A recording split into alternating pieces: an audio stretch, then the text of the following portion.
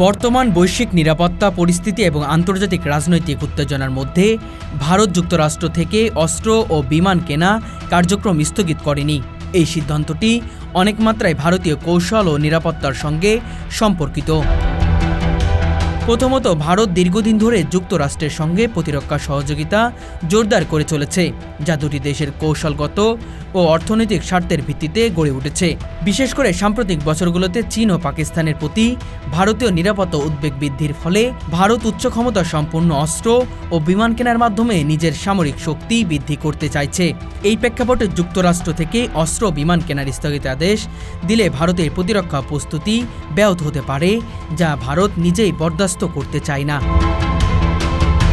দ্বিতীয়ত, ভারত যুক্তরাষ্ট্রের মধ্যকার প্রতিরক্ষা ও কৌশলগত অংশীদারিত্ব শুধুমাত্র সামরিক কেনাকাটায় মধ্যেই সীমাবদ্ধ নয়। এটি আধুনিক প্রযুক্তি স্থানান্তর, যৌথ সামরিক মহড়া ও গোয়েন্দা তথ্য বিনিময়ের মতো নানা দিক থেকে ব্যাপক। তাই যুক্তরাষ্ট্র থেকে অস্ত্র কেনা বন্ধের মাধ্যমে এই অংশীদারিত্ব ক্ষতিগ্রস্ত হতে পারে বলে ভারত এ ধরনের পদক্ষেপ এড়ানোর চেষ্টা করছে। তৃতীয়ত, ভারতীয় বিমান বাহিনীর আধুনিকরণ ও প্রযুক্তিগত উন্নয়নের জন্য এই অস্ত্র বিমান কেনা অপরিহার্য।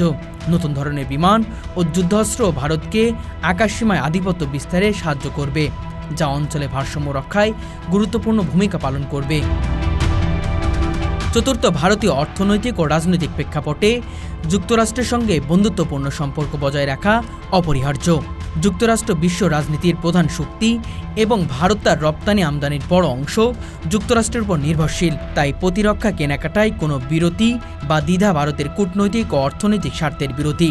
তদুপরি ভারত একেধারে বহুপাক্ষিক কূটনৈতিক প্রয়োগ করে থাকে, যেখানে অন্য বড় দেশ যেমন রাশিয়া, চীন, ফ্রান্সের সঙ্গেও সম্পর্ক রক্ষা করতে হয়।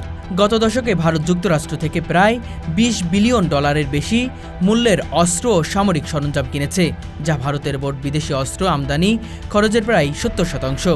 এতে এভিয়েশন, ড্রোন, মিসাইল সিস্টেম এবং আধুনিক যুদ্ধবিমান অন্তর্ভুক্ত।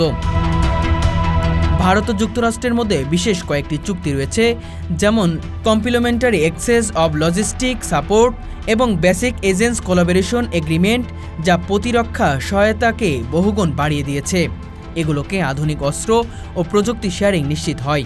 ভারত ও যুক্তরাষ্ট্রের সঙ্গে মেক ইন ইন্ডিয়া উদ্যোগের আওতায় সামরিক প্রযুক্তি স্থানান্তর ও যৌথ অস্ত্র উন্নয়নের উপর গুরুত্ব আরোপ করেছে। এতে দেশীয় প্রতিরক্ষা শিল্প শক্তিগুলো হচ্ছে এবং আমদানি নির্ভরতা কমছে। তবে যুক্তরাষ্ট্রের সহায়তা না থাকলে এগুলো সম্পূর্ণভাবে সফল হতে পারত না।